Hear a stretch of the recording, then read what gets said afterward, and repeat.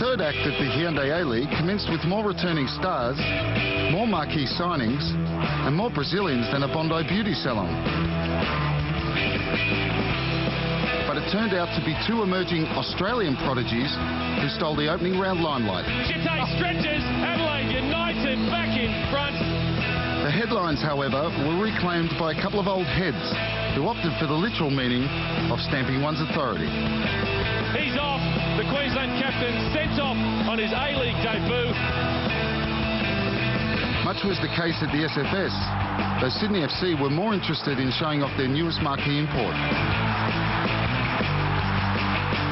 It happened to be a Sydney FC export, however, who administered a very bitter pill after just 7 minutes. The other major story for version 3 was, of course, the Wellington Phoenix. They were keen to prove that a New Zealand team in the A-League was here for good. Lock in. With the delivery, lock in. Hit it over the top. And the Phoenix are level. The Phoenix firing home 2 late comeback goals to leave any easy beat tag well and truly back in Auckland. Round 2 saw Nathan Burns stepping up where he left off. Alagic, 1-0 Adelaide. Brilliant stuff by the Reds. Juninho. Juninho shot. Oh, back off the bar. Juninho was having a little trouble finding the back of the net, but absolutely no difficulty finding his strikers. Juninho. Oh, beautiful little slide rule pass. Alex Brosk. That's a wonderful goal by Sydney. The third round heralded the much-anticipated grand final replay between Adelaide and Melbourne. A brutal contest on the park, proving there was no love lost between these two teams. Well, almost. Oh, that hurts. Oh, it's not very nice to his compatriot. Great ball in! Oh, off the bar by Burns! Perth had trouble finding their feet in the opening rounds. And whilst they weren't scoring, at least they were keeping their sheets clean. Tommy Tomic with 3 well-made beds out of 4. The Telstra Dome continued to prove an absolute fortress against netting a result for these two teams, despite the best efforts to breach the ramparts. Danny Allsop, left foot shot. What does he have to do to score a goal? Tony Vidmar taking one for the team at the death. In Sydney, Juninho was feeling the effects of shouldering responsibility, so the Phoenix let fly with a Brazilian of their own. Felipe! Oh, wonder strike! Come round 5, the Jets were proving to be the quiet achievers until Stuart Michalek unleashed a very familiar-looking strike. That's a great effort! That's a wonderful goal by Stuart Michalek! What a beauty! Melbourne's season was struggling to get out of bed.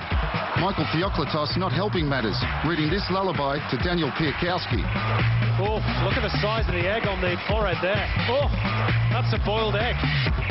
Melbourne scrambling yet another draw, which left Annie Merrick pondering on linguistics. It's 2-2! Incredible! Yeah, we're certainly happy with getting a draw. It's only our 5th draw in a row, so we're going to change our name. Queensland was starved for goals, but not for lack of trying. Looks up, sees Ronaldo in the middle, gets a good ball in. Ronaldo, what a save from Bolton. Top shelf. Mackay, Lynch. Ognjanowski, save from Bolton. Unbelievable. In round 6, subtlety was left completely off the match agenda. First from Teato. Now Teato has rugby tackled Daniel Piakowski to the ground. And then Leandro Love, making a right winker of himself. Has he been brought down? He has. Penalty. Tony Vidmar was welcomed back after suspension. Not that it fazed Bruce Gite. Bruce Gite opens the scoring for Adelaide United. Gite, it's gone in. Gite with a double. It's surely their first win of the season.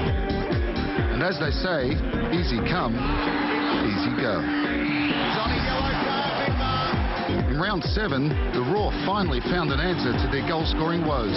Sula with a shot. Queensland Raw. Chance for 2-0. It is 2-0 for the Raw. But the real story of the opening third was the form of the Mariners. What a goal! Tom Podolyak. Exquisite finish.